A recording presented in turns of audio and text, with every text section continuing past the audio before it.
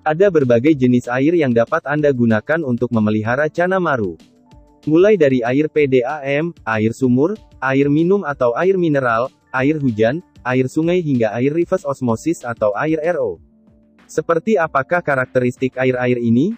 Simak video ini hingga selesai.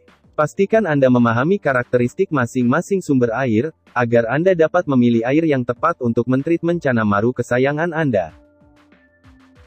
Pada dasarnya Cana Maru adalah ikan yang cukup dapat mentoleransi berbagai keadaan air. Namun tentunya semua jenis makhluk hidup membutuhkan lingkungan yang tepat untuk menunjang kehidupannya. Kualitas air yang buruk mungkin tidak akan membunuh Cana Maru, akan tetapi dalam jangka panjang tentu akan sangat mempengaruhi performa ikan. Air sebagai media utama dalam memelihara ikan, memiliki karakteristik yang cukup beragam. Air tanah atau air sumur pada suatu wilayah akan berbeda kualitasnya dibanding wilayah lain. Secara garis besar, kondisi geografis berdasarkan wilayahnya dapat dibagi menjadi 3, yakni daerah pantai, daratan, serta pegunungan. Cana Maru sendiri memiliki habitat asli berupa air gambut. Air gambut mengandung senyawa zat organik terlarut seperti asam humat dan asam fulfat, gugus karboksil, dan fenol, yang menyebabkan air menjadi berwarna kecoklatan dan ber-pH rendah. Dan langsung saja berikut ulasan 6 jenis sumber air dan karakteristiknya yang patut Anda pertimbangkan dalam mentreatment Cana Maru Yellow Centaurum, Red Barito ataupun jenis Marulioides lainnya. Yang pertama adalah air keran. Air keran atau air PDAM atau air PAM, memang diperuntukkan bagi kebutuhan manusia. Oleh karena itu, air keran telah mengalami proses dekontaminasi dengan menggunakan klorin atau kaporit agar terbebas dari bakteri. Klorin atau kaporit bersifat racun bagi ikan dengan menyerang selaput insang. Selain itu senyawa ini juga dapat membunuh bakteri jahat maupun bakteri baik dalam filter. Klorin sendiri mengandung unsur klor sekitar 90%, jauh lebih tinggi dibandingkan dengan kaporit yang mengandung unsur klor 60 hingga 70%. Seperti yang kita ketahui, unsur klor adalah zat aktif sanitizer atau desinfektan yang dapat membunuh kuman, alga ataupun ganggang. Pada umumnya klorin berbentuk cair, padat dan juga gas. Untuk yang berupa gas, warna dari klorin adalah kuning kehijauan dan sangat beracun. Konon, salah satu tanda Maru mulai keracunan klorin adalah ketika Cana Maru mencoba loncat keluar dari air. Selain itu, air keran juga mungkin mengandung zat besi atau magnesium yang cukup tinggi. Jadi, sebelum menggunakan air keran untuk Cana Maru, ada baiknya Anda melakukan proses deklorinasi. Proses deklorinasi dapat dilakukan dengan 4 cara. Yang pertama dengan pencahayaan UV.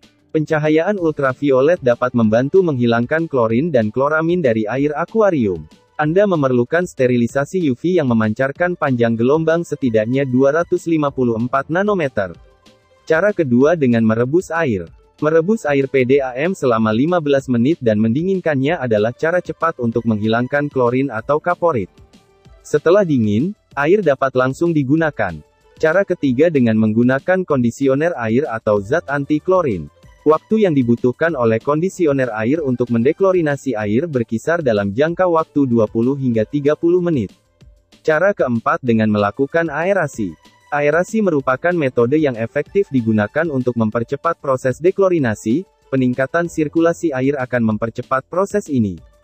Metode ini secara efektif dapat mendeklorinasi akuarium dalam 12 hingga 24 jam.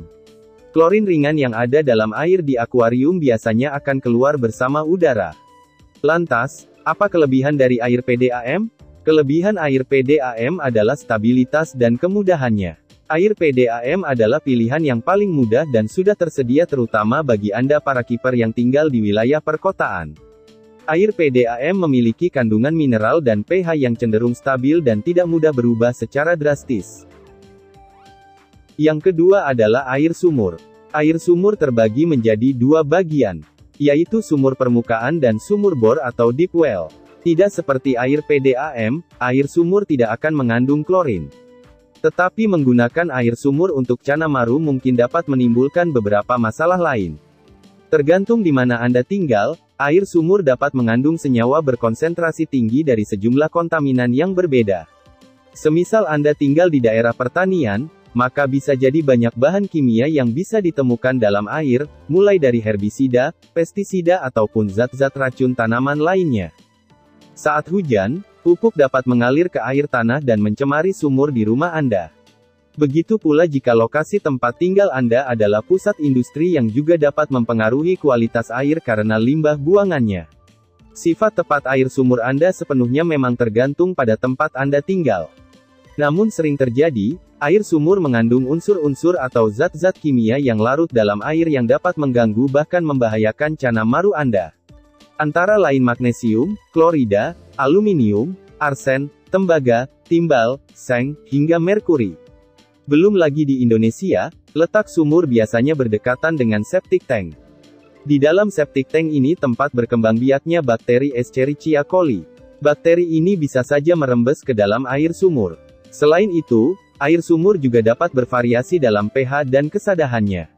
Maka dari itu air tersebut harus diendapkan terlebih dahulu agar zat kimia atau racun dalam air tidak terbawa masuk ke dalam akuarium. Selain itu, dalam proses pengendapan biasanya pH air akan terus berubah dan cenderung stabil setelah 48 jam. Dari uraian di atas dapat disimpulkan jika kekurangan air sumur adalah kandungan mineral dan pH yang kadang tidak terduga. Percaya atau tidak, mineral air sumur Anda bisa jadi akan berbeda dengan mineral air sumur tetangga.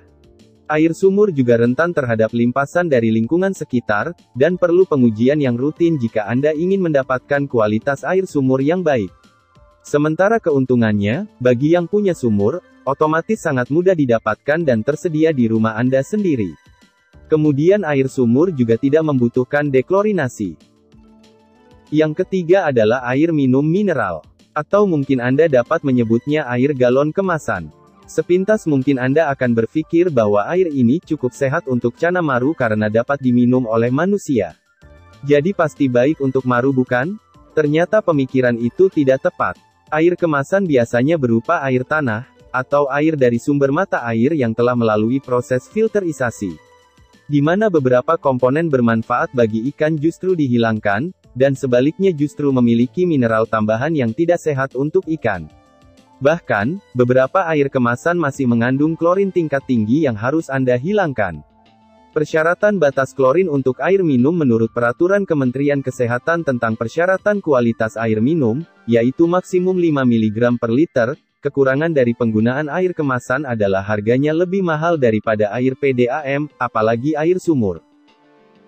Yang keempat adalah air hujan. Salah satu pilihan paling praktis dan banyak dipilih para kiper cana maru adalah air hujan. Selain gratis, air hujan cenderung memiliki kandungan mineral yang sangat rendah, namun pH-nya cukup bisa bervariasi. Meski cenderung aman untuk cana maru, jika ingin mendapatkan kualitas air terbaik, Anda perlu menguji dan mengolah air hujan sebelum menggunakannya untuk maru Anda. Air hujan dapat dengan mudah tercemar oleh kontaminan di atmosfer.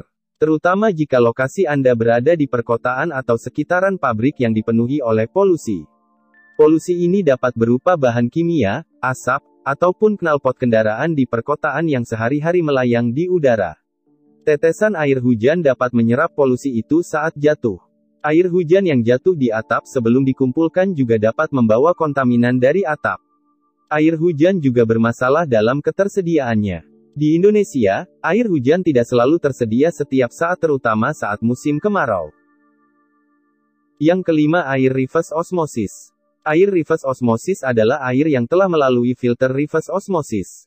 Osmosis adalah pergerakan alami air dari daerah berkonsentrasi partikel tinggi ke daerah konsentrasi berpartikel rendah. Teknologi ini menggunakan sistem membran, di mana membran ini berfungsi untuk menjebak kotoran, sedimen, dan kandungan air yang tercemar. Sebanyak 90% hingga 99% kandungan dalam air tercemar dapat terjebak dalam membran tersebut. Kontaminan yang dapat dijebak dalam membran RO adalah mineral, klorin, merkuri, tembaga, fosfat, pestisida, herbisida, dan yang lainnya. Reverse osmosis dapat menciptakan air yang baik untuk akuarium dan lebih mudah dalam merawat akuarium jika menggunakan teknologi ini. Namun karena air tersebut murni, makanya diperlukan remineralisasi atau pemberian mineral sesuai kebutuhan ikan. Tapi tentunya dibutuhkan banyak biaya untuk membeli mesin reverse osmosis. Yang keenam adalah air sungai atau danau.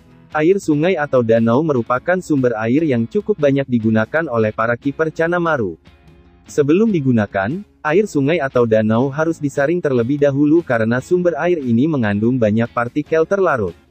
Selain itu sumber air ini sangat kaya kandungan zat-zat organik atau senyawa hara seperti fitoplankton dan zooplankton yang menjadi sumber penyubur perairan. Sama seperti air sumur, lingkungan pertanian atau industri juga harus menjadi faktor utama yang perlu dipertimbangkan jika Anda hendak menggunakan air sungai untuk Channa Maru Anda. Dikutip dari Aqua Info, Channa Maru adalah spesies yang dapat mentolerir derajat keasaman maupun tingkat kesadahan air, asal tidak terlalu ekstrim. Disebutkan, pH air untuk Channa Maru di dalam akuarium cukup ideal dengan kisaran di antara 5 hingga 8. Sementara suhu air untuk Channa Maru idealnya berkisar antara 22 hingga 30 derajat Celcius. Sementara kesadahannya berkisar antara 30 hingga 270 ppm, bila akuarium Anda menggunakan filter atau aerasi. Maka tentunya dapat meningkatkan oksigen terlarut dan berefek meningkatnya pH air. Sebaliknya kadar karbon dioksida yang tinggi pada air dapat menyebabkan turunnya pH. Sementara TDS air dapat dipengaruhi oleh kotoran ikan hingga penggunaan ekstrak ketapang. Tak ada aturan tepat seberapa banyak dan sering Anda harus mengganti air. Karena kuncinya adalah pengukuran. Jadi, apapun jenis air yang Anda pilih untuk mentreatment Channa Maru, pastikan Anda mengukur parameter airnya. Termasuk bila Anda menggunakan air secang untuk Channa ataupun ekstrak daun ketapang. Sekali lagi, air berkualitas buruk mungkin tak akan membunuh Channa Maru. Tapi dalam jangka panjang pasti akan mempengaruhi kualitas Channa Maru Anda.